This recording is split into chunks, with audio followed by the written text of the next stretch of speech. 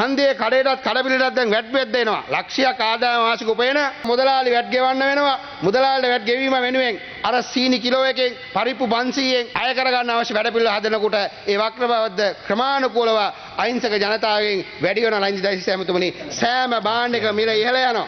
සෑම බාණ්ඩ එක මිල ඉහළ දාන්න වෙනවා. ඒ නිසා මෙන්න ඔයාලගේ මේ කපටි න්‍යාය මේක එළි වෙනවා. මේක දවසට දෙකට මාසෙට දවස් 365ට ඇයි මේ බොරු කියන්නේ? මේ දවස් 365ට මේ බොරුවා. මේවා එළි වෙනවා හෙට අනිත් දයනවා. ඒ ඔබට බලය ආවට පස්සේ බලය රඳව ගන්න. ඔබට වෙන විකල්පයක් නැහැ. හැකියාවක් දක්ෂතාවයක් පිළිබඳව පේන්නේ නැහැ. ඔබ කියපු දේවල් කරපු දේවල් විපක්ෂයේදී දැන් වෙන්නේ නැහැ.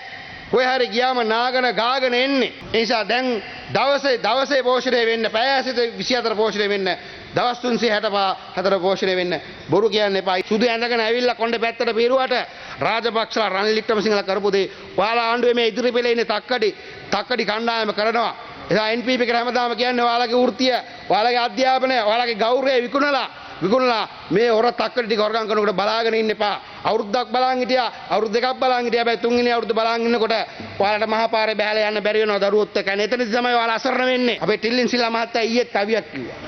එතුමා කලින් කිව්ව කවිය තමයි කුසට සහගිනි හදට සෝගිනි ඉනට වැලහැලි කැබිලි එල්ලා හදට සහගිනි මොකද්ද එමෙ මොකක් එම්මට මතක නැහැ. හැබැයි මට දැන් කියන්න වෙනවා කුසත් පිරීලා හදත් පිරීලා ඉනට බ්‍රෑන්ඩඩ් ඇඳුම් ඇඳලා එහෙමනේ. දැන් ඔයාලගේ කුස පිරීලා නේද? හදත් පිරීලා අඳින්නේ බ්‍රෑන්ඩඩ් නේ.